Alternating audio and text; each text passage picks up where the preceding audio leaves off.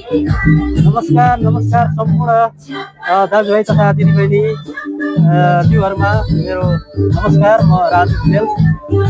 अहिले म Nepal hostel association hostel व्यवसायहरूको छाता सङ्गठन नेपाल होस्टल एसोसिएसन जिल्ला कार्य समितिको वनभोज कार्यक्रममा उपस्थित छु र यसै सन्दर्भमा मैले अहिले केन्द्रीय कार्य समितिको नेपाल होस्टल एसोसिएसन केन्द्रीय कार्य समितिको अध्यक्ष सुनिता लाकोलज्यू र त्यसै गरी केन्द्रीय कार्य समितिकै वरिष्ठ उपाध्यक्ष हाम्रो नरेन्द्र बहादुर बोहराज्यू समक्ष छु।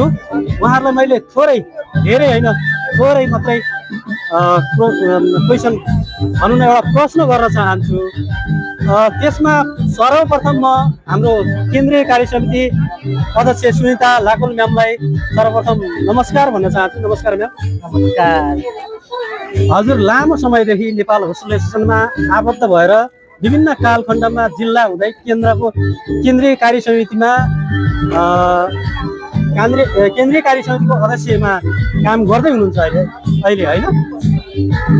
जिल्लादेखिको काम गर्दै आउँदाखेरि हजुरको अनुभवलाई मैले एउटा अलिकता हाम्रो व्यवसायहरू र हाम्रा आम नेपाली जनताको मनमा के राख्न चाहन्छु भने होस्टल व्यवसाय भनेको कस्तो हो र नेपाल होस्टल एसोसिएसनले होस्टल व्यवसायहरूको हितका लागि आजसम्म के काम गरे यो कुरामा अलिकता प्रश्न पारिदिनु होला। नमस्कार। हाम्रो केन्द्रीय सचिव राजु सर, तपाईँले गर्नुभएको क्वेसनको आन्सर चाहिँ म चाहिँ यसमा लागेको साँच्चै भन्दाखेरि 11-12 वर्षै भइसक्यो होइन। र यसमा लाग्दै गर्दाखेरि म एज सदस्य भित्रिएको थिएँ। अहिले म केन्द्रीय अध्यक्ष छु होइन।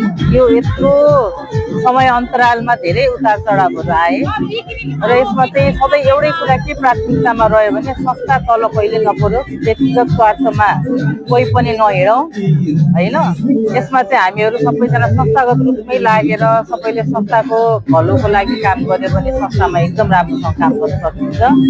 र यो हाम्रो संस्था सानो संस्था भए पनि हाम्रो संस्थाले जतिको आफ्नो व्यवसायहरूलाई समेटेर सायद अरू कुनै संस्थाले हिँडेको होला जस्तो मलाई लाग्छ। किनभने अहिले हाम्रो संस्था उद्योगवादी संस्थामा पनि हामी आबद्ध छौँ। यसमा पनि भएर ठुला संस्थाहरू हजारौँका आफ्ना व्यवसाय भएका संस्थाहरू छन्। तर जुन हाम्रोमा युनिटी छ, जुन प्रकारको आत्मीयता छ, त्यो चाहिँ कमै मात्रामा देख्न पाइन्छ। त्यसको लागि चाहिँ एकदमै हाम्रो व्यवसायीहरू हाम्रा सबैलाई एकदमै म हार्दिक रूपमा उहाँहरूलाई चाहिँ अभिनन्दन व्यक्त गर्न चाहन्छु।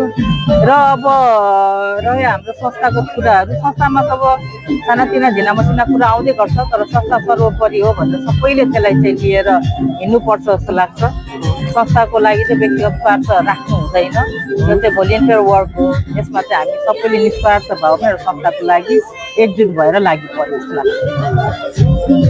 जस्तो म्याम अहिले जुन अलिकता जुन 2080 होस्टल मापदण्ड आएको छ होइन, त्यो विषयमा होस्टल व्यवसायहरू अलिकता भनौँ न त्यो मापदण्डले गर्दाखेरि होस्टल व्यवसायहरूले अलिकता भनौँ न हामी होस्टल व्यवसायबाटै वञ्चित हुनपर्ने अवस्था हो कि बनाउँछ कि भन्ने जिज्ञासा चाहिँ आम व्यवसायहरूमा छ। यसमा हजुरको धारणा के छ? यसमा चाहिँ यस्तो छ, म चाहिँ अब यो चाहिँ हाम्रो शिक्षा विभाग अन्तर्गत होइन एउटा अनुगमन समिति पनि बनेको छ 2080 मापदण्ड होस्टल व्यवसायको।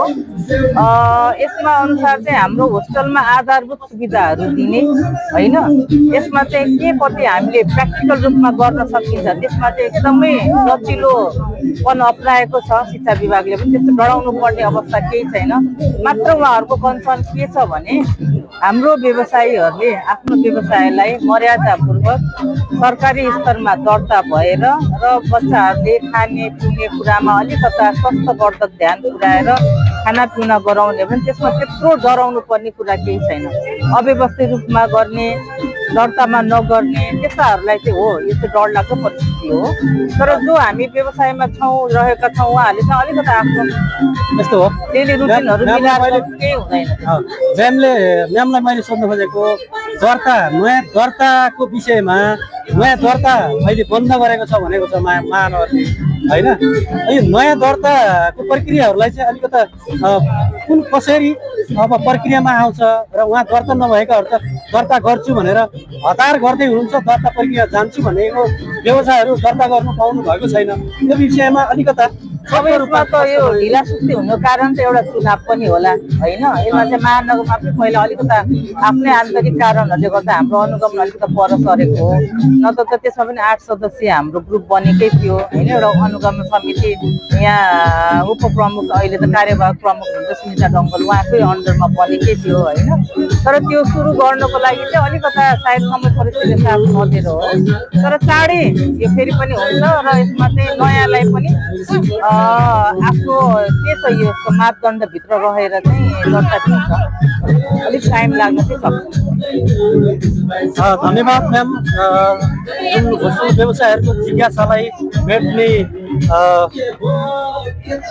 प्रयत्न गर्नु भएको छ र यो हजुरको यो जिज्ञासा व्यवसायहरूको जिज्ञासा मेट्ने प्रयत्न सफल होस् र हजुरलाई धेरै धेरै शुभकामना। म यसै गरी केन्द्रीय कार्य समिति वरिष्ठ उपाध्यक्षज्यूसँग चाहिँ कुरा राख्न चाहन्छु।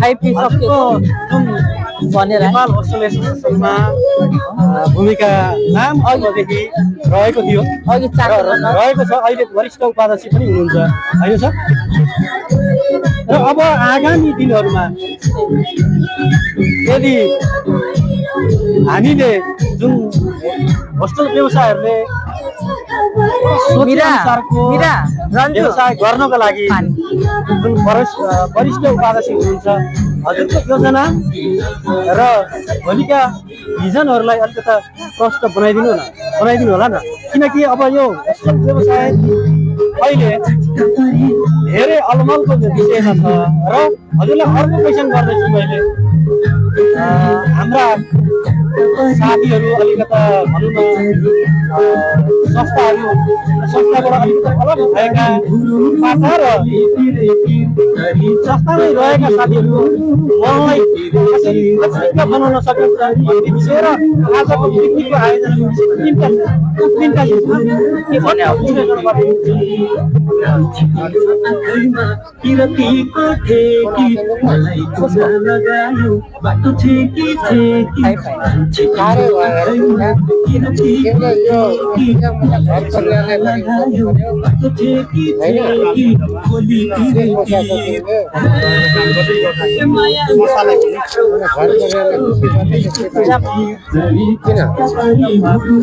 ससालाई पनि एकताबद्ध गर्दै जिल्लामा मात्रै सीमित रहेको नेपाल होस्टेल एसोसिएसन अहिले आफ्नो जिल्लाहरू त्यसै गरी नेपाल होस्टेल एसोसिएसन केन्द्रीय कार्य समितिले पनि उद्योग वाणिज्य महासङ्घसँग पनि आबद्ध भइसकेको यहाँहरूलाई अवगत नै छ। त्यसै गरी जिल्ला विस्तारको क्रममा पनि रहेका छौँ। हामीले विभिन्न जिल्लाहरूमा छरिएर रहनुभएका व्यवसायीहरूलाई एकता बनाएर एउटा सङ्गठन निर्माण गर्ने चरणमा एक किसिमको अन्यलको वातावरण छ भनेर भन्नुभएको छ। व्यवसायहरूलाई कुराहरू गर्ने ठाउँहरू उहाँहरू पनि आबद्ध भएर अगाडि बढ्न एसोसिएसनले यहाँ जे जस्तो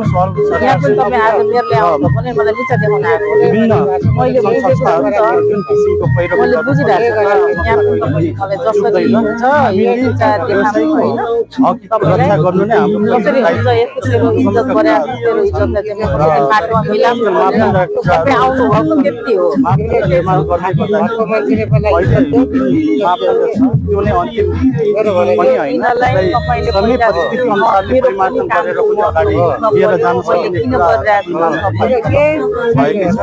त्यसै गरी हामीले सदस्यको रूपमा हामीले गर्नुपर्ने सहकार्य गरिरहेका हुन्छौँ। यस्तो व्यवसायलाई पक्कै पनि एक सहज र फाइदा पनि हुने रहेछ। अब अनुगमनको क्रममा तरिकाहरू होइन मैले केही गरेको छैन यो तपाईँको लाइफमा मैले केही गरेको छैन दर्ता प्रक्रियामा पनि हुनुहुन्छ, उहाँ दर्ता प्रक्रियामा पनि लिएर मलाई एलर्जी भइसक्यो उहाँको पनि सिपलाई पनि कसरी विकास एलर्जी भइसक्यो व्यवसायलाई पनि कसरी एउटा यो देशको रोजगारी सृजना गर्दै त्यसमा नेपाल होटलले तपाईँ नआए पनि म यस्तै यहाँ सबैलाई सहयोग हुनेछ र फ्री हुन्थ्यो शुद्धै हुन्थ्यो र खाँदै हिँड्थ्यो सेयर गर्दै विभिन्न समयमा विभिन्न किसिमका तालिमहरू पनि आयोजना गर्दै मैले आइरहेका आफ्नो एउटा यो क्रममा निरन्तर पनि रहि नै रहन्छ। अब अहिले नेपाल दिनहरू पनि विभिन्न जिल्लाहरूमा गरेर जम्मा हजारको हाराहारीमा सबैजना व्यवसायहरू जो प्लानमा राज्यका विभिन्न निकायहरूमा रहनु भएको छ। त्यो लगायत हाम्रो व्यवसायहरूलाई पनि जिल्लाहरूले समितिहरूले र केन्द्रीय कार्य समितिले पनि पहल गर्दै संस्थामा जोडिन पनि पहल गरिरहेको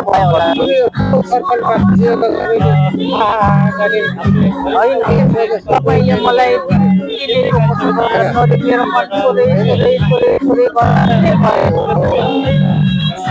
बाहिर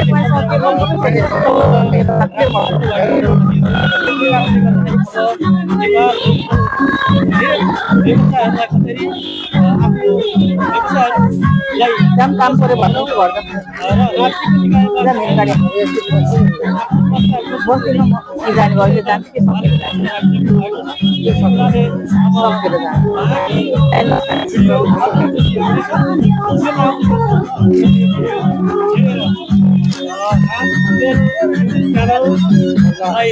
सब्सक्राइब र लाइक कमेन्ट गर्नु होला। के हो भाइ